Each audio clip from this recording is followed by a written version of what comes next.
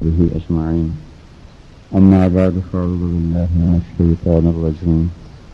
بسم الله الرحمن الرحيم.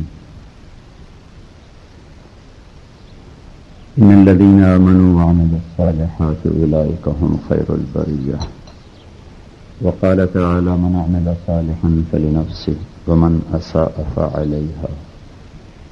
وقال النبي صلى الله تعالى عليه وسلم إن في الجسد مضغة إذا صلحت صلح الجسد كله وإذا فسدت فسد الجسد كله ألا وهي القلب أو كما قال صلى الله عليه وسلم.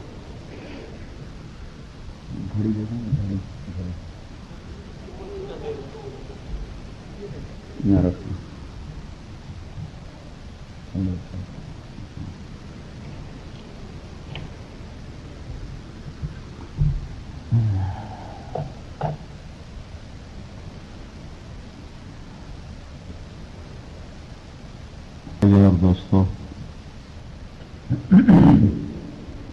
پہلی گزارش تو مجھے معذرت کی ہے، مجھے لاہور جانا تھا اور انہوں نے مجھے وقت نہیں بتایا، تو میں ظہر کے بعد مجھے عصر لاہور پڑھنی تھی. میرا نظام تو بہت پہلے سے بنا ہوتا ہے. کل مجھے پتا چلا کہ ظہر کے بعد ہے، تو میں تو وہ 10 سے 12 ان کو کہا تھا تو لے لینا، اس کے بعد میں چلا جاؤں گا. کل پتہ چلا کہ وہ تو ظہر کے بعد ہے، تو بڑی تکلیف ہوئی، کوفت ہوئی. اور اب اتنے دوستوں کا آنا اس کو بھی مؤخر نہیں کیا جا سکتا تھا، اور اس پروگرام لاہور کا جانا بھی مؤخر نہیں ہو سکتا تھا. تو بیچ بیچ کی راہ نکالی، تھوڑی دیر آپ سے بات کر کے میں معذرت کر لوں گا، اجازت لے لوں گا، میں چلا جاؤں گا. اس کے بعد کوئی اور بھائی بات سنبھال لے گا. اسلامی معاشرے کی چند بنیادیں ہیں، جس میں سب سے پہلا تصور یہ دیا جاتا ہے کہ ہم اس دنیا میں آزاد نہیں، ہمیں کسی نے پیدا کیا ہے، وہ ہماری جان کا مالک ہے. ہمیں جو چیزیں ملی ہیں، جو زندگی، جو رزق، جو دولت، جو کچھ ملا ہے، یہ بطور ملک کے نہیں ملا، بطور امانت کے ملا ہے، اور اس میں ہمارا امتحان ہے. یہ پہلی بنیاد ہے. یہاں سے بات کو اٹھایا جاتا ہے. اس ساری بنیاد کی تعبیر ہے لا الہ الا اللہ. ہمارے ماحول میں جو کچھ ہمیں سکھایا جا رہا ہے وہ سب کچھ تمہارا ہے، تم نے دنیا میں بڑا بننا ہے. بڑا بننے کا تصور کیا ہے؟ دولت مند، عزت، شہرت، عہدے، کاروبار اور مالدار سوسائٹی، بڑے گھر، بڑے لوگوں سے تعلق، یہ ہماری معراج بتایا جا رہا ہے، اور اس کی طرف ہمیں بھگایا اور دوڑایا جا رہا ہے. یہ وہ دوڑ ہے جس کا کوئی اختتام نہیں سوائے موت کے وقت کی حسرتوں اور ندامت اور افسوس کی. عبد الملک ابن مروان نے لاکھوں آدمی قتل کیے اپنی حکومت کا تخت بچھانے کے لیے. اس کے گورنر صرف حجاج نے 1.25 لاکھ قتل کیے. جو اس نے کیے وہ الگ ہیں، جو جنگوں میں ہوئے وہ الگ ہیں. اور اس نے کوئی 19 برس حکومت کی، بنو امیہ کا تخت بچھایا. جب موت کا وقت آیا تو باہر ایک دھوبی دریا کے کنارے کپڑے دھو رہا تھا، تو کپڑے کو جب پتھر پہ مارتا تو اس کی آواز آتی. تو کھڑکی کھلی تھی، یہ کہنے لگے یہ آواز کیا ہے؟ تو خدام نے کہا دھوبی کپڑے دھو رہا ہے.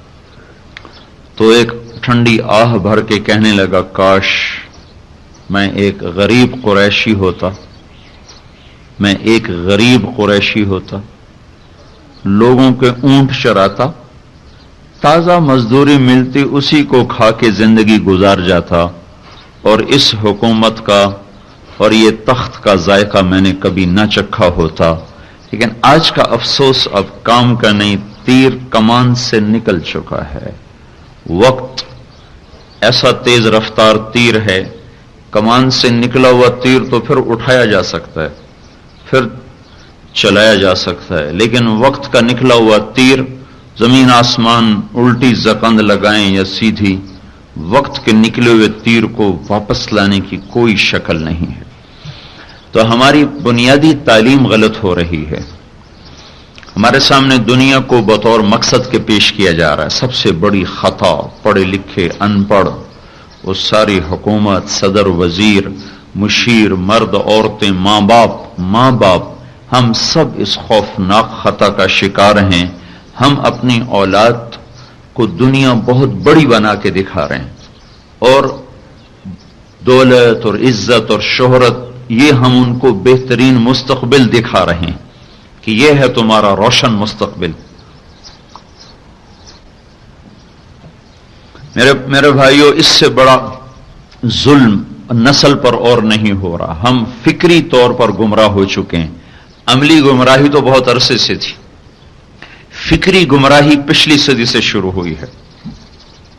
عملی طور پر کمی بیشی ہر دور میں ہوتی رہی، پچھلے دور میں زیادہ ہو گئی، لیکن پچھلی صدی میں ہم فکری طور پر شکست کھا گئے اور نظریاتی طور پر ہمارا سفینہ ڈوب گیا، اور ہم وہ کشتی بن گئے جس کے بادبان پھٹ چکے ہوں اور جس کے پیندے میں چھید ہو چکے ہوں. اب بڑے سے بڑا ملاح اور بڑے سے بڑا کھیون ہارا اس کشتی کو کنارے نہیں لگا سکتا کہ اس کے مقدر میں اب موجوں کے رحم و کرم پہ چلنا ہے. وہ الٹی چلیں گی تو وہ الٹی چلے گی، وہ سیدھی چلیں گی وہ سیدھی چلے گی. اس کی اپنی ذاتی منزل اب کوئی نہ رہی. یہ وہ سفینہ ہے اور اس کشتی کے وہ مسافر ہیں جن کا کوئی گھاٹ نہیں ہے، جن کی کوئی منزل نہیں ہے. موجیں جہاں پھینکیں گی وہیں پھک جائیں گے، ڈبوئیں گی تو ڈوب جائیں گے. کسی گھاٹ پہ اتار دیں، ان کے ذاتی ارادے اور اختیار سلب ہو چکے ہیں. تو یہ سب سے بڑی اس وقت ہم پر آفت ہے. بسنت منانا، ناچنا، گانا، کودنا، یہ بڑی چھوٹی چھوٹی چیزیں ہیں. یہ اپنی ذات میں بہت بڑے گناہ ہیں. جس قوم کا بچہ رات کو بھوکا سوتا ہو، اور ایک نہیں کروڑوں بچے بھوکے سوتے ہوں، وہ قوم چھت پہ چڑھ کے کروڑوں روپے کو آگ لگا دے، اس سے بڑا ہے ان سے بڑا غافل کون ہو. مجھے اتنا صدمہ ہوا یہ پچھلے دنوں جو کرکٹ ہارے، اور جس کو دیکھو غمگین ہے، تو پھر میرا غم اور بڑھ گیا، میرا رونا اور بڑھ گیا. جو قوم کھیل کود پہ غمگین ہو اور لاکھوں بچے رات کو بھوکے سو جائیں، نہ کسی مالدار کے ماتھے پہ بل پڑے، نہ کسی غریب کی ہائے نکلے، اور فیصلہ آباد کے 95% مرد عورت نہ 5 میں سے 1 نماز نہ پڑھیں، اور بغیر نماز پڑھے ان پر صبح چڑھے، بغیر نماز پڑھے ان پر شام آئے. انہی صبحوں اور شاموں میں ان کی زیست کا کارواں چل رہا ہو اور ایک آنکھ بھی اشک بار نہ ہو. لاکھوں عورتیں بازار میں بے پرد ہو کر جا رہی ہوں اور کسی کی ہائے نہ نکلی ہو. سارے بازار میں دکاندار جھوٹ پہ سودا بیچ رہے ہوں، اور ساری عدالت کا قلم وہ چند لاکھ پہ فروخت ہو رہا ہو، اور وکیل زانی کو پناہ دینے کے لیے اپنا علم استعمال کر رہا ہو، اور ظالم کو بچانے کے لیے چھوٹے اور بڑے استعمال ہو رہے ہوں.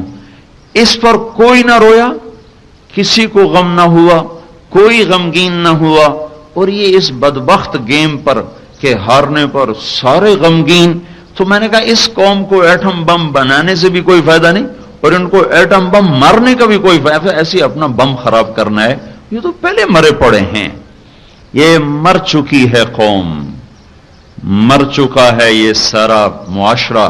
اس معاشرے کی اقدار اس قدر پستی کا شکار ہو جائیں کہ وہ کھیل کو عزت اور ذل، اور اس زمانے میں کھیل جب خون پانی کی طرح سستا ہو کے بہ رہا ہو، عزتیں سرے بازار نیلام ہو رہی ہوں، اور چنیاں وہ پھٹ کے تار تار ہو چکی ہوں، اور مسجدیں ویران ہو چکی ہوں، سود کی بلڈنگیں سرعام دعوت نظارہ دے رہی ہوں، بازار میں ناچنے والی مسلمان کی بیٹی ہو، دیکھنے والے بھی مسلمانوں کے بیٹے ہوں، نچانے والے بھی مسلمان ہوں، تبلے والے بھی مسلمان ہوں، تھاپ پہ گھنگرو کی چھن چھن کو وجود دینے والی بھی مسلمان بچی ہو، اور یہ سب کچھ سر عام ہو رہا ہو، کوئی آنکھ اشک بار نہ ہوئی، کسی کی ہائے نہ نکلی، کوئی نہ تڑپا، اور اس بدبخت پر، اس گیم پر، اس کھیل پر لوگ غمگین پریشان، میں خون کے آنسوں کہیں سے لاؤں اور اس سے رونا چاہوں تو بھی اس قوم کا نوحہ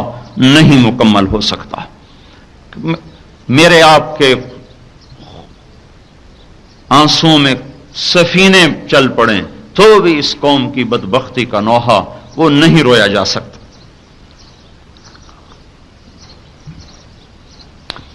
میں نے یہ کہا ہم نظریاتی طور پر ختم، ہمیں نہیں پتا ہماری کیا منزل ہے۔ تو میرے بھائیو، یہ تو بہت بڑے گناہ ہیں، پر یہ چھوٹی چیزیں ہیں۔ سب سے بڑی بازی جو ہم ہارے ہیں وہ ہم نظریات کے میدان کی شکست ہے۔ یہ سب سے بڑی شکست تو نبیوں کو ہو گئی، تو ہمیں کیا؟ ہمارے نبی کو شکست نہیں ہوئی احد کی لڑائی؟ حضرت حسین جیسی مقدس ہستی نہیں کربلا میں زیر و زبر ہو گئے، پارا پارا ہو گئے 16 آل رسول میں سے ایسے حسین نوجوان جن کا ایک بال 7 زمین آسمان سے زیادہ قیمتی تھا، ان کا خون ڈھیروں ڈھیر، سیروں سیر ساری وادی میں بہہ گیا، اور کٹے ہوئے دھڑ، کٹے ہوئے سر، بکھری ہوئی بوٹیاں وہ پکار پکار کے بتا رہی تھیں کہ میدان کی شکست کوئی شکست نہیں ہے، اگر اللہ راضی ہے تو ہم کامیاب ہیں، چاہے ہم فتح پائیں چاہے شکست، اور اگر اللہ تعالیٰ ناراض ہے تو ہم ہلاک ہیں، ناکام ہیں، چاہے ہم نے جھنڈے گاڑ دیے، یہ ہمارا جھنڈا سر نگوں ہوا۔ ہم میدان میں عرصے سے شکست کھاتے چلے آئے ہیں، نبیوں نے شکست کھائی، یہ پہلی دفعہ شکست ہو رہی ہے کہ ہم نظریاتی طور پر ڈوب چکے ہیں، ہمارے پاس کوئی منزل نہیں، ہمارے پاس کچھ نہیں ہے سوائے مال کمانے اور پیسہ کمانے کی۔ تو میرے بھائیو، اس ظلم پر تو کوئی روتا نہیں، حکومت ٹیکس لگا دے یہ ہڑتال کر دیتے ہیں، اور حکومت کوئی غلط فیصلہ کر دے یہ ہڑتال کر دیتے ہیں، اور تقریریں ہوتی ہیں، اور یہ جو گھر گھر میں ظلم ہو رہا ہے اس پر کون ہڑتال کرے؟ یہ جو گھر گھر میں 4 سال کا بچہ گلے میں ٹائی لٹکا کے اسکول جا رہا ہے، اس پہ کون ہڑتال کرے؟ جس قوم کو اپنا لباس پہننا نہیں آتا وہ دنیا میں قیادت کا حق کیوں مانگتی ہے؟ وہ دنیا میں عزت کیوں مانگتے ہیں؟ وہ دنیا میں تشخص کیوں مانگتے ہیں؟ جو نسل اپنے تشخص کو خود ذبح کرے، جو مالی اپنے چمن کو خود کلہاڑے سے کاٹے، وہ چمن کی خزاں کا گیلا کرنے کا کیسے حقدار ہو سکتا ہے؟ ہاں، جو خون سے سینچ رہا ہو، پتے پتے پہ جان قربان کر رہا ہو، اس کا کوئی پھول ٹوٹے تو اس کا گلا بجا ہے۔ جو خود آگ لگا رہا ہو چمن کو، جو خود ڈالی ڈالی کو توڑ رہا ہو، جو خود اس کی جڑوں کو اکھاڑ رہا ہو، وہ کیوں گلا کرتا ہے کہ خزاں آ گئی، خزاں آ گئی؟ تو اس نظریاتی شکست کا بھائیو کوئی علاج نہیں۔ ایٹم بم بنانے سے کیا ہو گیا؟ دیکھ نہیں لیا کیا ہو گیا؟ واپس لوٹنا پڑے گا، اپنے دین پر آنا پڑے گا۔ وہ تو چند بنیادیں ہیں جس پر اسلامی معاشرہ قائم ہے، چند بنیادیں ہیں جس پر اسلامی معاشرہ قائم ہے۔ ان بنیادوں کو زندہ کرنے کا پہلا فرض ماں باپ کے ذمہ ہے، پھر معلمین ہیں، پھر یہ ماحول ہے، پھر یہ معاشرہ ہے، پھر ہر فرد ہے ایک دوسرے کو اس بنیاد پہ قائم کرنا۔ وہ ٹوٹ گیا تو سب کچھ ٹوٹ گیا۔ اللہ تعالیٰ نے سورہ لقمان میں ان بنیادوں کو مختصر طور پر بیان کیا ہے۔ اس میں پہلی چیز ہے لقمان علیہ السلام کی نصیحت اور وصیت کی شکل میں، یہ ایک دستور حیات ہے، یہ ایک بنیادی ستون ہے اس اسلامی معاشرت کے۔ یا بنی لا تشرک باللہ لا الہ الا اللہ، پہلا سبق ہے لا الہ الا اللہ، کہ ہم اپنی ذات کے بھی نہیں، اگر ہم اپنی ذات کے ہوتے تو ہم پہ موت وار نہ کرتی، اگر ہم اپنی ذات کے ہوتے تو ہم سدا رہنے کی تمنا کرتے، اپنی ذات کے خود مالک ہوتے تو غم کو اپنے قریب نہ پھٹکنے دیتے، بیماریاں ہمیں چھو کے نہ گزرتی، لیکن ہم تو ہر وقت آفتوں کے خونخوار پنجوں میں ہیں، اور وہ میں جھنجھوڑ بھی رہی، بھمبھوڑ بھی رہی، ہم تو بے بس ہیں، دیکھتے ہیں کوئی اور ہے جو ہم پر فیصلے نافذ کر رہا ہے۔ لا الہ الا اللہ پہلی بنیاد ہے۔ یہ بچہ اور بچی اور بڑا اور چھوٹا اور مرد اور عورت اور تاجر اور دیہاتی اور شہری، وہ یہ بنیاد دل میں اتارے کہ مجھے اللہ کی مان کے چلنا ہے۔ یا بنی لا تشرک باللہ۔ اور توحید رسالت کے بغیر مقبول نہیں ہے، رسالت کے بغیر توحید کا کوئی بول نہیں ہے، لہذا لا تشرک باللہ کے اندر ہی محمد الرسول اللہ چھپا ہوا ہے، لا الہ الا اللہ کے اندر ہی محمد الرسول اللہ چھپا ہوا ہے۔ اس توحید و رسالت کے بغیر یہ کلمہ ایمان نہیں، یہ کلمہ اسلام نہیں ہے۔ تو لا الہ الا اللہ دل کی چیز ہے، محمد الرسول اللہ ظاہر کی چیز ہے۔ لا الہ الا اللہ وہ نظر نہیں آتا، محمد الرسول اللہ وہ چھپ نہیں سکتا، یہ دو متضاد چیزیں ہیں۔ لا الہ الا اللہ، لا الہ الا اللہ نظر نہیں آتا، محمد الرسول اللہ چھپ نہیں سکتا۔ ایک ایسا کھلا ہوا ہے کہ چھپاؤ تو چھپ نہ سکے، ایک ایسا چھپا ہوا ہے کہ دکھاؤ تو وہ دکھایا نہ جا سکے۔ تو لہذا لا الہ الا اللہ دل میں ہے، اس کی پہچان ہوگی محمد الرسول اللہ سے، اس کی چال بتائے گی۔ عورت ہے تو اس کی زندگی بتائے گی، مرد ہے تو اس کی زندگی بتائے گی، تاجر ہے تو تجارت بتائے گی، زراعت ہے تو زراعت بتائے گی۔ زندگی کے تمام شعبوں میں جب محمد الرسول اللہ یوں چھلکتا ہے اور یوں چمکتا ہے اور دمکتا ہے تو یہ اس بات کی نشانی ہے کہ لا الہ الا اللہ دل میں اترا ہوا ہے۔ جب درختوں پہ پھول آتے ہیں اور اس پر گوشوں کے ساتھ پھل لٹکتے ہیں تو یہ اس بات کی نشانی ہے کہ اس کی جڑ جمی ہوئی ہے، راسخ ہے۔ جب محمد الرسول اللہ گھر میں، دفتر میں، بازار میں، جسم پر، اخلاق پر، بول پر، نظر پر، ہاتھوں پر، پاؤں پر، پوری طرح تمام جسم پر اور زندگی کے تمام شعبوں پر جب محمد الرسول اللہ حاوی ہو جاتا ہے تو یہ اس بات کی نشانی ہوتی ہے کہ لا الہ الا اللہ کی جڑیں لگی ہوئی ہیں۔ دوسری بنیاد ہے وَوَصَّيْنَا الْإِنسَانَ بِوَالِدَيْهِ حُسْنًا۔ ماں اللہ کے بعد، اللہ اس کے رسول کے بعد جو دوسرا حق ہے وہ ماں باپ کا ہے کہ ہم نے کہا کہ ماں باپ کی خدمت کرو، احسان کرو، حسن سلوک کرو۔ اللہ تعالیٰ نے توحید کے ساتھ ہی ماں باپ کو ذکر کیا، وَقَضَىٰ رَبُّكَ أَلَّا تَعْبُدُوا إِلَّا إِيَّاهُ وَبِالْوَالِدَيْنِ إِحْسَانًا۔ ہمارا فیصلہ ہے تمہارے لیے میرے بندو کہ اپنے رب کے غلام بن کے چلو اور اس کے بعد اپنے ماں باپ کے ساتھ احسان کرو، ماں باپ کی خدمت کرو۔ یہ دوسری بنیاد ہے توحید و رسالت کے بعد، یہ دوسری چیز ہے کہ اولاد کو ماں کا مقام سمجھایا جائے، باپ کا مقام سمجھایا جائے۔ ماں باپ کی آہیں وہ اللہ کا عرش ہلا دیتی ہیں، نسلیں برباد ہو جاتی ہیں۔ کوئی ماں نہیں ہوتی بد دعا دینے والی، لیکن جب وہ ہائے کرتی ہے اولاد کے دکھ سہ کر، وہ ہائے بد دعا سے کم نہیں ہوتی۔ ایک صحابی کا انتقال ہو رہا، ان سے کلمہ نہیں پڑھا جا رہا، تو اللہ کے نبی کو بتایا گیا کہ وہ کلمہ نہیں پڑھ پا رہے۔ صحابی دنیا کے افضل ترین انسان، ان جیسا آ ہی نہیں سکتا۔ تو آپ تشریف لائے تو آپ نے پہلی نظر میں دیکھ لیا کہ کس گناہ کی نحوست نے زبان بند کر دی، تو آپ نے فوراً اس کی ماں کو بلوایا، وہ آ گئی تو آپ نے کہا اماں اپنے بیٹے کو معاف کر دیں۔ انہوں نے کہا یا رسول اللہ میں معاف نہیں کروں گی، اس نے مجھے بہت دکھ دیا ہے۔ تو آپ نے فرمایا پھر میں اس کو آگ لگا دوں کہ یہ بھی مجھے برداشت نہیں۔ تو آپ نے فرمایا اگر تو نے اس سے معاف نہ کیا تو سیدھا دوزخ میں جائے گا۔ کہا اچھا یا رسول اللہ میں معاف کرتی ہوں۔ ادھر اس کے منہ سے نکلا میں معاف کرتی ہوں، ادھر اس کی زبان سے کلمہ جاری ہو گیا اور اس کے ساتھ ہی جان نکل گئی۔ اور اللہ تعالیٰ کے نبی نے جنازہ پڑھایا۔ جس کو نبی کی صحبت نصیب تھی اس نے بھی جب ماں کی نافرمانی کی تو اس کی نحوست سب کے سامنے کھل کے آ گئی۔ یہ وہ نحوست ہے، اللہ کے نبی نے فرمایا شرک کے بعد سب سے بڑا کبیرہ گناہ وہ ماں باپ کو دکھ دینا ہے اور ماں باپ کی نافرمانی ہے، جو گھر گھر میں ہو رہی ہے۔ جبریل نے ایک دن پوچھا یا رسول اللہ قیامت کب آئے گی؟ تو آپ نے کہا اللہ کو پتہ کب آئے گی۔ تو انہوں نے عرض کی کوئی نشانی بتائیں؟ تو آپ نے فرمایا جب تم دیکھو کہ ماؤں کے ساتھ اولاد نوکر جیسا سلوک کر رہی ہے تو سمجھنا کہ قیامت کے نقارے پہ چوٹ پڑنے والی ہے۔ تو یہ دوسری بنیاد ہے جو بالکل ٹوٹ چکی ہے۔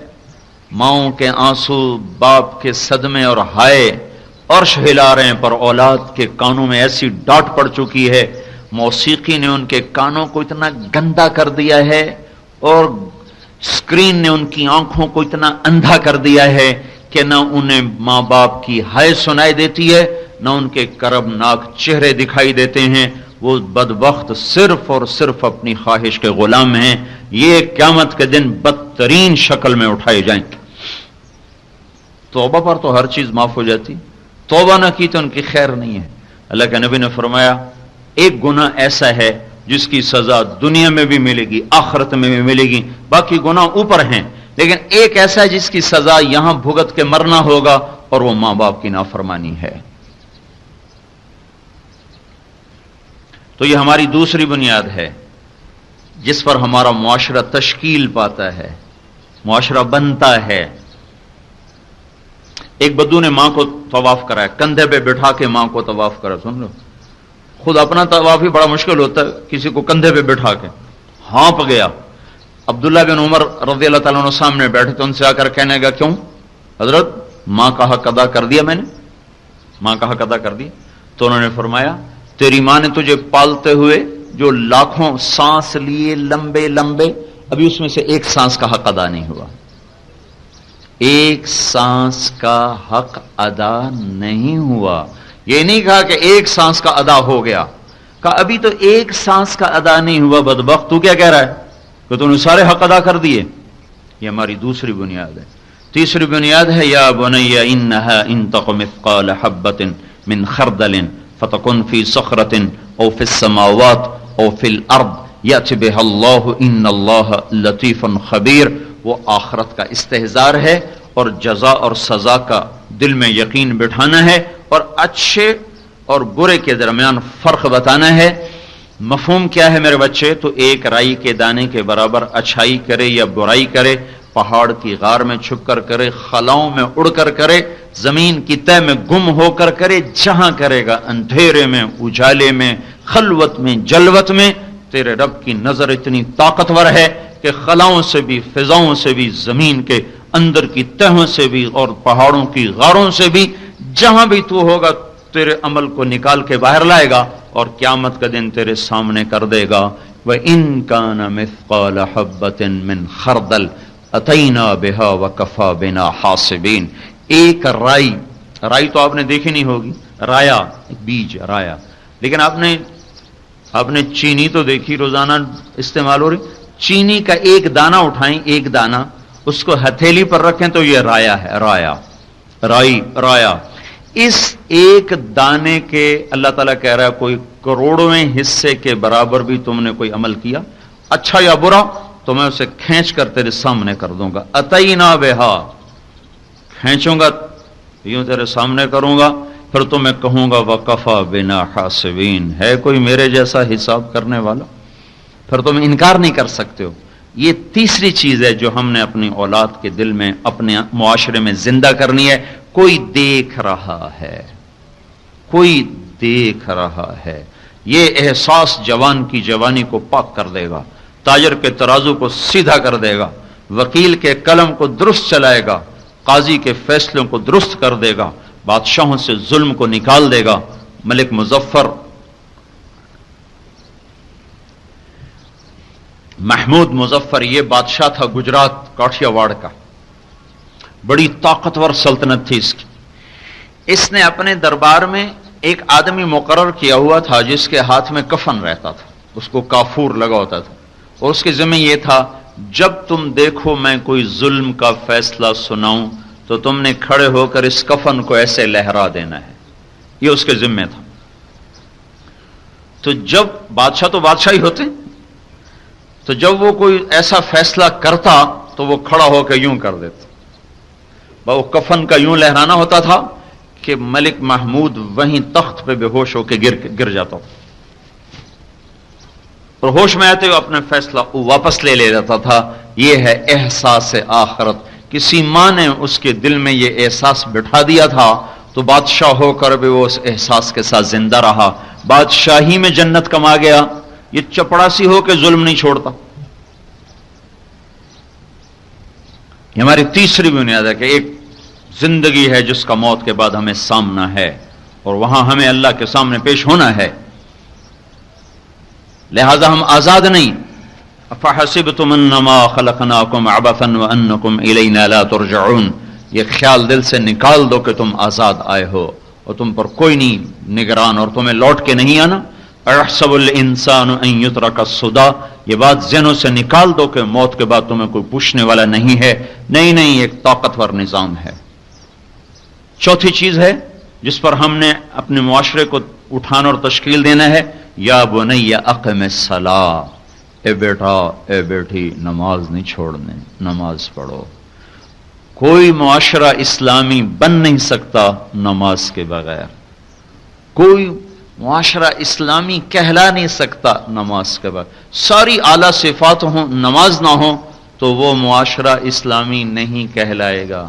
نماز زندہ ہو، باقی کمی کوتاہیاں ہوں تو یہ بہت بڑی پہچان ہے کہ یہ اسلامی معاشرہ ہے۔ یہاں لوگ بھاگتے ہیں مسجدوں کو۔ جب ابو سفیان کو پکڑ لیا نا فتح مکہ پر، حضرت عباس لے کر آئے تو آپ نے کہا اس کو ٹھہراؤ اپنے خیمے میں۔ فجر کی اذان ہوئی تو لوگ دوڑے،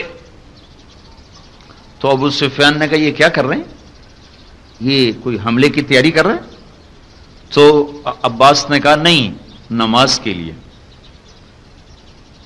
تو وہ ابو سفیان کہنے لگا یہ تیرے بھتیجے کی ہر بات مانتے ہیں، یہ تیرے بھتیجے کی ہر بات مانتے ہیں؟ کہا ہاں ہر بات مانتے ہیں، چاہے وہ یہ مطالبہ رکھے کہ سب کچھ جان بھی دے دو مال بھی دے دو تو یہ جانیں بھی قربان کر دیتے ہیں، مال بھی قربان کر دیتے ہیں۔ تو ابو سفیان نے کہا عباس میں نے بڑے بڑے بادشاہوں کا ملک دیکھا پر تیرے بھتیجے جیسا ملک میں نے دیکھا ہی کوئی نہیں۔ تو عباس کہنے لگے ابو سفیان یہ ملک نہیں ہے، یہ نبوت ہے، یہ نبوت ہے، بادشاہی نہیں ہے، بادشاہوں کی ایسے نہیں مانی جاتی، یہ نبوت ہے۔ تو ہمارے معاشرے کی بڑی پہچان نماز ہے، نماز۔ یا بنی اقم الصلاۃ، اقم الصلاۃ، ایمان لا الہ الا اللہ، والدین وصینا الانسان بوالدیہ حسنا، پھر انہا ان تق مثقال حبہ، آخرت جزا سزا، نیکی اور بدی کا شعور، پھر چوتھی چیز ہے نماز۔ یا بنی اقم الصلاۃ، نماز کو زندہ کرو۔ اگر یہ محنت ماں باپ نے کی ہوتی تو آج 95% بے نمازی ہوتے۔ یہ محنت اگر ماں نے کی ہوتی، اگر باپ نے یہ محنت کی ہوتی، تمہاری نسل کے 95% بے نمازی نظر آتے۔ تو کوئی خال خال ہوتا جو نماز چھوڑتا، ورنہ سب کی دوڑ ہوتی مسجد کی طرف، سب بھاگتے مسجد کی طرف۔ میرا نوکر 2000 تنخواہ، 1500، 10,000، 20,000، 40,000 میرے سامنے بیٹھا، میں اسے کہتا ہوں بھائی بات سنو، وہ آگے ایسے دیکھتا ہے، نہ ہاں نہ ہوں۔ پھر میں کہتا ہوں بھائی بات سنو، وہ چپ کر کیسے دیکھتا رہتا ہے، نہ ہاں نہ ہوں۔ پھر میں کہتا ہوں بھائی بات سنو، وہ ایسے مجھے دیکھ رہا ہے۔ پھر میں چوتھی دفعہ کہتا ہوں بھائی بات، اسی طرح دیکھ رہا ہے۔ پھر میں 5ویں دفعہ کہوں بھائی بات سنو، میری 5 پکار پر بھی وہ نہ ہاں کرے، نہ ہوں کرے، نہ چوں کرے، نہ چراں کرے، تو میرے دل میں اس کے بارے میں کیا آئے گا؟ کیا میں اسے رکھوں گا نوکری پر؟ میں اسے برداشت کروں گا؟ وہ تو کیسا متکبر آدمی ہے، ہماری بلی ہمیں میوں، حالانکہ میں نے اس کو دیا کیا؟ یہ کیا دکاندار کیا دیتے ہیں بیچارے سیل مینوں کو 3,000، یہ مل والے مزدوروں کو کیا دیتے ہیں 3,500، 3,500 پہ چولہا جلتا ہے کسی کا آج کے زمانے میں، 4,000 پہ چولہا جلتا ہے آج کے زمانے میں۔ لیکن احسان کتنا ان کا ہے، وہ ایک دن نام کو ان کو وہ پیسے بھی کاٹ لیتے ہیں، ایسے بخیل لوگ ہیں۔ موسیٰ علیہ السلام نے کہا تھا یا اللہ تیرے ناراض ہونے کی نشانی کیا ہے؟ تو اللہ تعالیٰ نے فرمایا جب میں ناراض ہوتا ہوں تو بارشیں بے وقت کرتا ہوں، پیسہ بخیلوں کو دیتا ہوں، حکومت ظالموں اور بے وقوفوں کو دیتا ہوں۔ تو آج کل پیسہ بخیلوں کے پاس ہے، حکومت بے وقوفوں کے پاس ہے، بارشی نظام درہم برہم ہے، بہار گزر گئی بارش کا قطرہ نہ گرا، زمین تڑپتی رہی اور کلیاں آسمان کی طرف دیکھتی رہیں، پر انسانوں کی نافرمانیوں نے ان کو بھی تڑپا کے رکھ دیا اور پیاسا چھوڑ دیا۔ پھر پوچھا یا اللہ جب تو راضی ہوتا ہے تو پھر کیا کرتا ہے؟ کہ جب میں راضی ہوتا ہوں تو بارشیں وقت پر کرتا ہوں، پیسہ سخیوں کو دیتا ہوں، حکومت سمجھداروں کو دیتا ہوں۔ تو اللہ ہم سے روٹھا ہوا ہے، اس نے پیسہ بخیلوں کو دے دیا، اپنے اوپر خرچ کرتے ہوئے لاکھوں اڑا دیں گے، غریب کو دیتے ہوئے مٹھی میں سینہ ان کا آ جاتا۔ 5 دفعہ بلایا، وہ اٹھ کے نہ آیا تو میرا کیا رویہ ہوگا؟ نکل جاؤ، حساب کرو، اٹھ جاؤ، نکل جاؤ۔ اور اللہ دن میں 5 دفعہ آتا ہے بلانے، حی علی الصلاۃ، آ جاؤ نا۔ اور ہر دفعہ میں 2 دفعہ بلاتا ہے، حی علی الصلاۃ، حی علی الصلاۃ، آ جاؤ آ جاؤ نماز۔ کیا ملے گا؟ حی علی الفلاح۔ وہ میں تو نوکر کو کوئی نہ کوئی کام دے رہا ہوں نا، اللہ تعالیٰ یوں کہہ رہا آ جا مجھے سجدہ کر، تجھے کامیابی ملے گی۔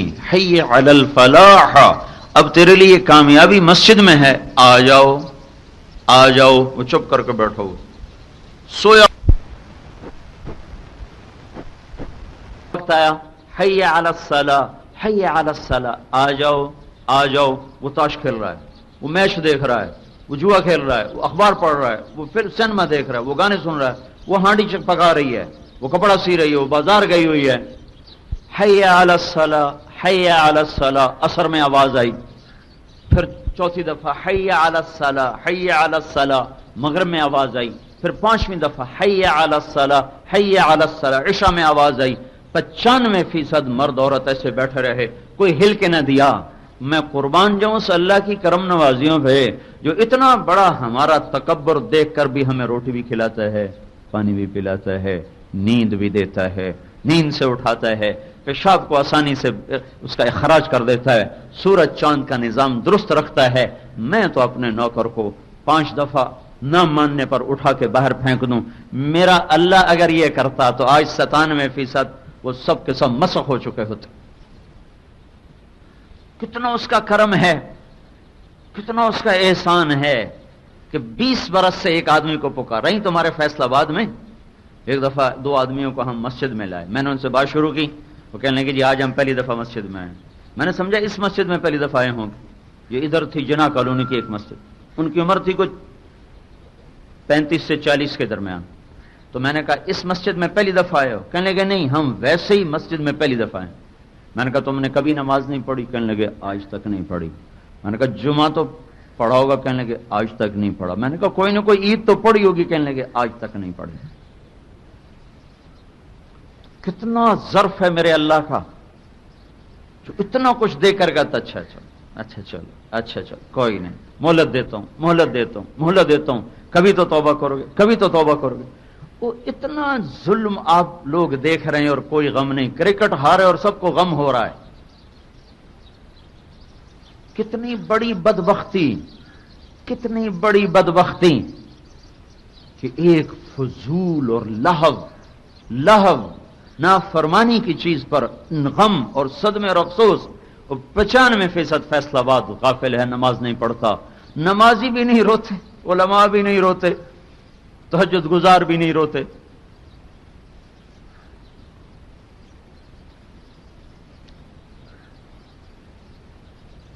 ہماری پہچان ہے یا بنی اقم الصلاۃ، اٹھو نماز پڑھو۔ کتنے خوف کا عالم تھا کربلا میں، حضرت حسین نے پیغام بھجوایا ہمیں نماز پڑھنے دو، ظہر اثر تو پڑھ ہی نہیں سکے، اس سے پہلے شہید ہو۔ تو شمر نے کہا تمہاری نماز قبول ہی نہیں، کہ تیرا بیڑا غرق ہو جائے، آل رسول کی قبول نہیں تو پھر کس کی قبول ہے؟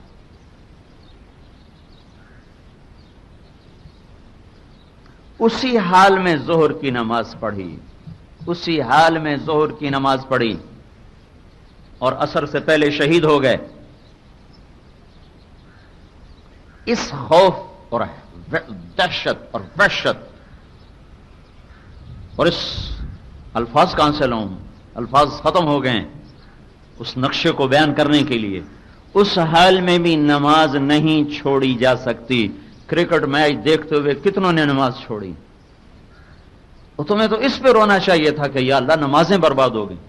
اس پہ افسوس ہو رہا ہے کہ پاکستان ہار گیا، اللہ کرے اور ہارے ہے۔ کہ جو قوم اپنا شعور مردہ کر چکی ہو، جو عزت اور ذلت کے معیار مٹا چکے، یعنی دوست اور دشمن کی تمیز نہ رہی ہو، تو یہ ہماری بنیاد ٹوٹی۔ وہ گھر کی تو دیوار ٹوٹے تو ہائے نکل جاتے، एक पौधा सूख जाए ना तो है नहीं। हमने बाग लगवाया आम का, तो मैं अभी 2 दिन पहले घर से वो कह रहा हूं, चंद पौधे सूखे हुए थे, 20-25 एकड़ में चंद पौधों का सूख जाना कौन सा काम है, लेकिन वो पौधों का सूखना मुझे यहां चुभ रहा था। इधर लग रही थी कोई चीज, यहां के लग रही थी, ये क्यों सूख गए, ये क्यों सूख गए। जिससे लगवाया था मैंने उसको उसी को बुलवाया, ये पौधे क्यों सूख गए। अभी तो उन्होंने फल भी नहीं दिया, वे तो फलदार भी नहीं हुए। जिथे रत बीठी है ना उथाई दर्द होंदा है। दीन पे लगा क्या है। तो ये हमारी बुनियाद है, या बनैया अक़िमिस सलाह। 5वीं चीज क्या है, वअमुर बिल मारूफ वन्हा अनिल मुनकर। मेरे बेटे, भलाइयों का दाई बन, बुराइयों का मिटाने वाला बन। ये तेरी जिंदगी का मकसद है, ये तेरी जिंदगी की मंजिल और महवर है कि तू भलाइयों का फैलाने वाला बन और बुराइयों का मिटाने वाला बन। जो काम तबलीग वाले कह रहे हैं और उस पर एतराज हो रहे हैं, ये कहां से नया दीन आ गया, बिस्तर उठा के चलो, ये कहां लिखा हुआ है। मैंने कहा जहां लिखा है वहां पढ़ते ही नहीं, जहां पढ़ते हैं वहां लिखा ही नहीं, तो कैसे समझ में आएगा। जंग में नवाए वक्त पढ़ने से थोड़ा ही समझ में आएगा, ये डाइजेस्ट पढ़ने से थोड़ी ये बात समझ में आएगी। ये तो मां बाप को कहा जा रहा है, इसको पहले दिन से दावत इल्लाह का खूगर बना दो, इसको तबलीगी बना दो। ये भलाई फैलाता फिर रहा हो, बुराइयों को मिटाता फिर रहा हो। आक़िमिस सलाह वअमुर बिल मारूफ वन्हा अनिल मुनकर। यह हमारी 5वीं बुनियाद है कि भलाइयों के दाई बनो, बुराइयों के मिटाने वाले बनो। इस बुनियाद पर तो इस्लाम मदीने की गलियों से निकला और काशगर तक चला गया सिर्फ 80 साल में, सेनेगाल तक चला गया सिर्फ 80 बरस में, जनूबी फ्रांस, पुर्तगाल, स्पेन तक और इस्तांबुल के दरवाजों तक पहुंच गया सिर्फ 80 बरस में। ये कोई मुल्क की हवस न थी। मुल्क फतह करने के शौक होते तो मकरान आने की क्या जरूरत। हजरत उमर के जमाने में मकरान फतह हुआ है। तो हजरत उमर ने पूछा, भाई उस मुल्क का हाल क्या है। तो उन्होंने कहा, जी माउहा कलील व बलाउहा शदीद। क्या पूछते हैं, पानी उसका है नहीं और दुख उसमें बेशुमार। तो इसको फतह करने की क्या जरूरत है कि वो जमीन के फाते बनकर नहीं निकले थे, वो दिलों के फाते बनकर निकले थे कि इंसानियत को जुल्म से निकालकर, कुफर से निकालकर अल्लाह का पैगाम सुनाकर उनको इस्लाम की चादर में लाना, ये काम था उनका। इसलिए जो सहरा में है वहां भी जाओ, जो पहाड़ों में है वहां भी जाओ, जो जंगल में है वहां भी जाओ, जहां तक उनकी जिंदगी ने वफा की है वो इस पैगाम हक को लेकर निकले हैं। यहां तक कि 80 बरस के अंदर ये आबाद दुनिया का बहुत बड़ा दायरा था जो खींचा गया और उसमें इस्लाम की शुआएं और किरणें उन्होंने चमक चमक कर दिलों को भी रोशन किया और कायनात को भी रोशन किया। ये इस उम्मत का वो फरीजा है जिसको भुलाए हुए इतना जमाना गुजर गया कि अब भूलना भी भूल चुके हैं। ये भी भूल गए कि हम भूले हुए हैं। तो भूलना, यार भूल गया हूं भाई, भूल गया हूं। फिर एक सताती, ये भी भूल गया कि मैं भूला हुआ हूं। तबलीग वो अमल है जिसका भूलना भी भुला दिया गया। छठी बुनियाद है वस्बिर अला मा असाबक। सबर करो अला मा असाबक। इसका ताल्लुक पिछले सब के साथ है, सिर्फ तबलीग के साथ नहीं। अला मा असाबक। जब कलमे तौहीद पर आओगे तो बहुत कुछ छोड़ना पड़ेगा, जब रिसालत के तरीकों पर आओगे तो बहुत कुछ छोड़ना पड़ेगा, जब आखिरत को सामने रखोगे तो बहुत कुछ छोड़ना पड़ेगा, जब माँ बाप की इताअत पर आओगे तो सीने पे छुरियां चलेंगी, क्योंकि एक जनरेशन गैप आ जाता है। उनकी तरजीहात और होती हैं, इनकी और होती हैं, उनका मिजाज और होता है, इनका और होता है, उसमें टकराव होता है। तो सहना सहना सहना और होंठों को सीना। और जब नमाज पढ़ोगे तो बहुत कुछ छोड़ना पड़ेगा, जब दावत दोगे तो बहुत कुछ छोड़ना पड़ेगा, जब जब जब लोगों को अल्लाह की तरफ बुलाओगे तो घर छोड़ना पड़ेगा। इस सब में जहां जहां जहां जो जो घाटी आए, वस्बिर अला मा असाबक। सबर को सीने से लगा लेना। सबर करोगे तो दुनिया में क्या होगा, वजअलना मिनहुम अइम्मतन यहदून बिअम्रिना लम्मा सबरू। तुम्हें दुनिया में अल्लाह ताला क़यादत अता फरमाएगा, तुम्हें इज्जत अता फरमाएगा, तुम्हें बुलंदियां अता फरमाएगा। और आखिरत में क्या होगा, अल्लाह ताला ऐलान करेगा, फलयकुम अहलु सब्र। सबर वाले खड़े हो जाएं तो एक जमात खड़ी हो जाएगी, छोटी सी मुख्तसर। अल्लाह ताला कहेंगे चलो जन्नत में, کہ وہ جنت میں جائیں گے تو فرشتے آ کر کہیں گے بھائی آپ لوگ کہاں جا رہے ہیں؟ کہیں گے ہم جنت میں جا رہے ہیں۔ کہا تو کوئی حساب تو دے جاؤ۔ کہ ہمارا کوئی حساب نہیں۔ کہ تم کون لوگ ہو؟ کہ ہم صبر والے ہیں، ہم صبر والے ہیں۔ وہ کہیں گے اچھا اچھا اچھا اچھا، چلیے آپ کا تو کوئی حساب نہیں، جائیے جائیے۔ نعم اجر العاملین، عمل کرنے والوں کو ایسے ہی ملا کرتا ہے۔ صبر دنیا میں عزت ہے اور آخرت میں بلا حساب جنت ہے۔ وَاصْبِرْ عَلَى مَا أَصَابَكَ، عَلَى مَا أَصَابَ، عَلَى لفظ عَلَى نے آ کے عجیب مطلب دیا ہے۔ ایک آدمی کہا یار میں کتنا صبر کرتا، آخر میں بھی تو انسان ہوں، پھر میں بھی پھٹ پڑا، پھر میں بھی بول پڑا، اس نے سنائی میں کتنی سنتا، پھر میں بھی بول پڑا۔ یہ ہمارے ماحول میں ہے، میں کتنا صبر کرتی، آخر میں بھی دوں، پھر میں بول پڑی، پھر میں پھٹ پڑی۔ تو علا کا لفظ بتا رہا ہے کہ اس کو بھی دفن کر دو، اس کو بھی پی جاؤ۔ علا ما اصابک، علا لفظ علا نے اس جملے کی نفی کی کہ ہر حال میں پی جاؤ، ہر حال میں سہ جاؤ، ہر حال میں ہونٹوں کو سی لو، تو اللہ تعالیٰ تمہیں دو عزتیں دے گا، دنیا میں قیادت، آخرت میں بلا حساب جنت۔ علا ما اصابک، چونکہ جب آدمی پھٹتا ہے تو پھر اگلا پچھلا برابر کر دیتا ہے، پھر وہ اگلا پچھلا برابر کر دیتا ہے، برابر سے بھی آگے نکل جاتا ہے۔ لہذا کا علا ما، جیسے اللہ نے ہمارے نبی سے کہا وَاصْبِرْ عَلَى مَا يَقُولُونَ وَاهْجُرْهُمْ هَجْرًا جَمِيلًا، جو کچھ بھی یہ تمہیں کہیں میرے نبی تم نے صبر ہی کرنا ہے، یہ نہ کہنا کہ میں کتنی برداشت کرتا، پھر آخر میں بھی تو انسان ہوں، میں کتنا صبر کرتا، یہ نہیں تم نے کہنا۔ عَلَى مَا يَقُولُونَ، تمہیں پتھر ماریں، تمہیں گالیاں دیں، تیری ذات کو کوسیں، تیرے عمل کو کوسیں، اور تجھے دکھ دیں، تیرے گھر والوں کو دکھ دیں، تیرے گھر والوں پہ تہمتیں لگائیں، جو کچھ بھی کریں، عَلَى مَا يَقُولُونَ، سب چیز پر تیرا صبر ہونا چاہیے۔ وَاهْجُرْهُمْ هَجْرًا جَمِيلًا، یہی کچھ اللہ ہمیں کہہ رہا، وَاصْبِرْ عَلَى مَا أَصَابَكَ، صبر کرو، صبر کرو، صبر عزتوں کا زینہ ہے۔ اپنی اولاد کو سکھاؤ۔ ساتویں ہماری بنیاد ہے، یہ سب سے مشکل ہے، اس کو سب سے آخر میں رکھا، یہ سب سے اوکھا پرچہ ہے، اس کو سب سے آخر میں رکھا۔ ہمارے استاد صاحب مرحوم فرمایا کرتے تھے بچوں پرچہ پڑھو، جو سوال آسان ہو پہلے حل کرو، جو سب سے مشکل ہو اس کو سب سے آخر میں حل کرنا، کہیں ایسا نہ اسی میں پھنس جاؤ تو سارا وقت اسی میں لگ جائے اور تم پھر بعد میں آسان سوال بھی حل نہ کر سکو۔ تو پہلے پرچے کو پڑھو، جو سب سے آسان اسے سب سے پہلے حل کرو۔ تو میں یوں دیکھتا ہوں جب اس ترتیب کو پڑھتا ہوں تو مجھے وہ اپنا استاد یاد آتا ہے کہ اللہ نے بھی اسی ترتیب کو اختیار فرمایا، آسان چیزیں پہلے لائے، جو سب سے مشکل سبق تھا اس کو سب سے آخر، اسے 7واں پرچہ بنا دیا کہ یہ 6 پرچے حل کرو پھر 7واں بھی حل ہوگا، اس کے بغیر وہ 7واں حل نہیں ہو سکتا۔ وہ ہے حسن اخلاق، حسن اخلاق، وہ حسن اخلاق، وہ اچھے اخلاق، یہ اسلام کا، یہ اسلام کا، یہ قرآن کا، یہ حدیث کا، یہ فقہ کا، یہ ادب کا، یہ تبلیغ کا، یہ علم کا، یہ زندگی کا سب سے مشکل ترین چیپٹر ہے، سب سے مشکل ترین سبق ہے۔ میں نے اس سے مشکل سبق اسلام میں کوئی نہیں دیکھا۔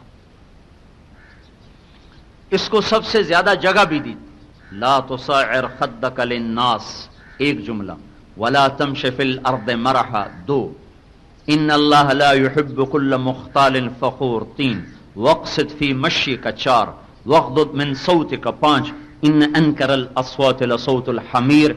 6 جملے اس پر اللہ لایا ہے۔ 6 جملے کوئی تھوڑے نہیں ہیں قرآن میں، 6 جملے۔ توحید پر ایک لفظ ہے لا تشرک باللہ، بس۔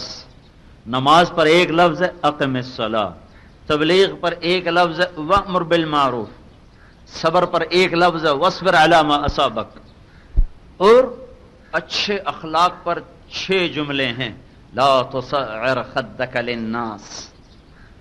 سب سے پہلی جو آدمی بدتمیزی ظاہر ہوتی ہے وہ چہرے کے اتار چڑھاؤ سے ہوتی، تو سب سے پہلے اس کو بولا، اس کو اللہ تعالیٰ لائے کہ دیکھو اپنے چہرے کو ایسا نہ کرنا، اپنے چہرے کو، اس لیے ہمارے نبی ابتسامک فی وجہ اخی کا صدقہ، تیرا اپنے بھائی کو مسکرا کے ملنا بھی اللہ کے دربار میں صدقے کا ثواب۔ جب 2 مسلمان ملتے ہیں تو ان پر 100 رحمتیں اترتی ہیں، 100، 99 اس پر اترتی ہیں جو زیادہ گرم جوشی سے ملے، 99 ایک لے جاتا ہے، ایک دوسرے لے جاتا ہے، 99 اس کے لیے جو زیادہ خوش ہو کر مل رہا ہو۔ ہمارے نبی کے بارے میں پوچھا گیا حضرت عائشہ سے کہ کیسے تھے اللہ کے نبی گھر میں، تو آپ نے فرمایا ضحاکن بسامن، گھر میں مسکرانے والے تھے، بڑے کھلے ماتھے والے تھے، بڑے ہنسنے والے تھے، بڑے کھلی طبیعت کے ساتھ رہنے والے تھے اپنے گھر کے اندر۔ تو پہلی چیز جو آدمی کی بدتمیزی کو ظاہر کرتی ہے اس کا چڑھا ہوا منہ اور اس کا ٹیڑھا منہ اور اس کے چہرے کی رعونت وہ اس چیز کو ظاہر کرتی ہے۔ تو جس چیز پر پہلی نظر پڑے اللہ نے اس کی نفی کی، لا تصعر خدک للناس، چہرے پہ مسکنت لاؤ، مسکراہٹ لاؤ، تواضع لاؤ۔ پھر چال تھی، چال کی اکڑ مرد میں بھی حرام ہے، اور عورت اکڑ کے چلے تو برباد ہو گئی۔ ولا تمش فی الارض مرحا، اکڑ کے نہ چلنا۔ ہمارے نبی کے بارے میں اللہ تعالیٰ نے فرمایا پہلی کتابوں میں لو یمشی علی السراج لم یطفئہ من تحت قدمیہ من سکینتہ، ایک نبی بھیج رہا ہوں، اللہ پہلے امتوں کو کہہ رہا ہے، شاہ علیہ السلام کو کہہ رہا ہے، ایک نبی بھیج رہا ہوں، اس کو ایسی تواضع سکھاؤں گا کہ جب وہ زمین پر چلتے ہوئے کسی جلتے چراغ پر بھی پاؤں رکھے گا تو اتنی مسکنت سے رکھے گا کہ چراغ بھی بجھنے نہ پائے۔ جب وہ خشک لکڑیوں پہ چلے گا تو اتنی عاجزی سے چلے گا کہ لکڑیوں کے کڑکڑانے کی آواز نہ آئے، اور اس کی امت ایڑی مار کے چلے۔ تو کہا لا تمشی فی الارض مرحا ان اللہ لا يحب كل مختال فخور، اللہ تبارک و تعالیٰ کو تکبر پسند نہیں۔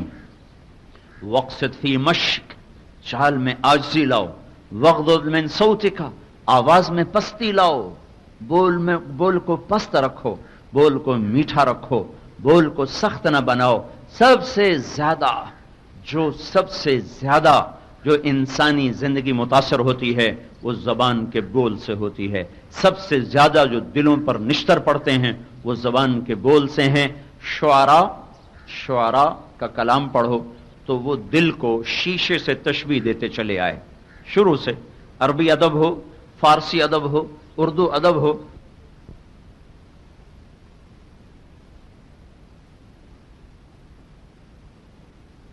دل کو ہمیشہ شیشے سے تشبیہ دی ہے۔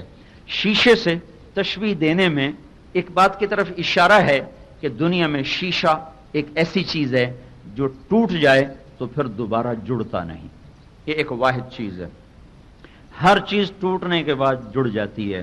شیشہ ایسی بلا ہے، یہ ٹوٹے تو پھر جڑ نہیں سکتا، لاکھ جوڑو نہیں جڑے گا، لاکھ جوڑو نہیں جڑے گا۔ تو دل بھی ایسی بلا ہے، یہ ایک دفعہ ٹوٹ جائے تو پھر یہ جڑنے کا نام نہیں لیتا۔ اور سب سے زیادہ دل کو توڑنے والی چیز زبان کا بول ہے، زبان کا بول کہہ رہا ہوں، زبان کا بول یہ وار کرتا ہے، اور جس سے دلوں کو زخمی کرتا ہے، وہ زخم گھاؤ سے بدلتا ہے، وہ گھاؤ ناسور سے بدلتا ہے، وہ ناسور پھر رسنا شروع کرتا ہے، پھر وہ رگ میں اس کی کڑواہٹ وہ سرایت کرتی ہے، اور پھر سارا وجود اسی زخم میں زخمی ہو جاتا ہے، اسی ناسور میں ناسور بن جاتا ہے، موت آ جاتی ہے پر دل کا زخم نہیں گھلتا۔ اس لیے زبان سب سے زیادہ دل کی دنیا کو برباد کرنے والی ہے، اور سب سے زیادہ دل کی دنیا کو آباد کرنے والی زبان کا بول ہے۔ اللہ تعالیٰ نے میٹھے بول میں جادو رکھا ہے۔ تو میرے بھائیوں، میری بہنوں، اچھے اخلاق یہ زندگی کا سب سے مشکل سبق ہے۔ اس پر اللہ تعالیٰ نے، اس پر اللہ کے نبی نے اس پر قیمت بڑھا دی۔ جو چیز مہنگی ہوگی قیمت زیادہ ہوگی، جو چیز مہنگی ہوگی قیمت زیادہ ہوگی، جو چیز قیمتی ہوگی قیمت زیادہ ہوگی، جو چیز بازار میں تھوڑی ہوگی اس کی قیمت اپنے آپ زیادہ ہو جائے گی۔ تو ایک حدیث میں آتا ہے کہ اچھے اخلاق اور اللہ پر یقین اور توکل آسمان سے بہت تھوڑا اتارا گیا ہے۔ دین کی منڈی میں بے شمار صفات کو اتارا گیا، دو صفتیں بڑی تھوڑی اتاری گئی ہیں، ایک صحیح اخلاق، ایک صحیح یقین۔ چیز تھوڑی ہے، قیمت پہلے وقت میں فوراً قیمت بڑھ گئی، چیز تھوڑی ہوئی قیمت بڑھ گئی۔ اب کیا ہوگا؟ اب زیادہ قیمت سے یہ چیز حاصل ہوگی، قیمت زیادہ ہے، جہد کرنی پڑے گی۔ اس پر اگر آپ نے اخلاق کی دولت کو لے لیا تو آگے اس پر کیا ملے گا؟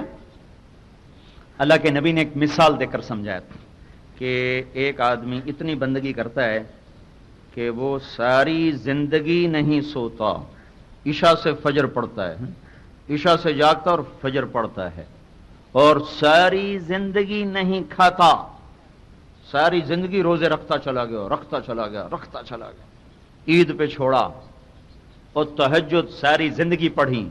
عملی طور پر یہ دو کام ناممکن ہیں۔ عملی طور پر ممکن ہے پہلے دور میں لوگوں نے کیا ہو، طاقت بہت زیادہ تھی، تو اگر کوئی شخص اتنا بڑا عمل لے کر آیا کہ ساری رات میں ایک پل کی اونگ نہیں اور سارے دنوں میں عید کے علاوہ کوئی روزہ نہیں چھوڑا ہوا، یہ شخص جب میدان محشر میں اپنا عمل پیش کرے گا تو اچھے اخلاق والا اس سے بھی اوپر کے درجے پہ کھڑا ہوگا۔ تو میرے عزیزوں، میرے بھائیوں، میرے دوستوں، اپنے انسان کی قیمت اس کے اخلاق سے ہے۔ لوگ سمجھتے ہیں میرے پاس بڑی گاڑی ہوگی، میرے پاس بڑا بنگلہ ہوگا، میرے پاس بڑی دولت ہوگی، میری عزت ہوگی۔ وہ عزت میری نہیں ہے، وہ ان چیزوں کی ہے۔ وہ چیزیں مجھ سے ہٹا لو تو مجھے کوئی پوچھے گا ہی۔ ایک منصب کی عزت ہے، ایک ذات کی عزت ہے۔ منصب کی عزت دھوکہ ہے، ذات کی عزت حقیقی چیز ہے۔ دین حقیقی عزت لاتا ہے، مناسب جھوٹی عزت لاتے ہیں، جھوٹی۔ تو اس لیے میرے بھائیوں، میرے بہنوں، یہ وہ بنیادیں ہیں جس پر ہمارا معاشرہ تشکیل پاتا ہے۔ تبلیغ میں اس کو سیکھنے کی محنت ہو رہی۔ یہ صرف 1 گھنٹے کی بات سے یہ بات حاصل نہیں ہوتی، صرف قرآن پڑھ لینے سے یہ بات حاصل نہیں ہوتی، صرف کتاب پڑھ لینے سے یہ بات حاصل نہیں ہوتی۔ اس کے لیے ماحول چاہیے، فضا چاہیے جس میں مسلسل چلنا پڑتا ہے، تب جا کر یہ باتیں نصیب ہوتی ہیں۔ ان کو گھر میں لانا، اس کو اولاد میں لانا، معاشرے میں لانا، ان بنیادوں کو جب اٹھایا جائے گا تو اس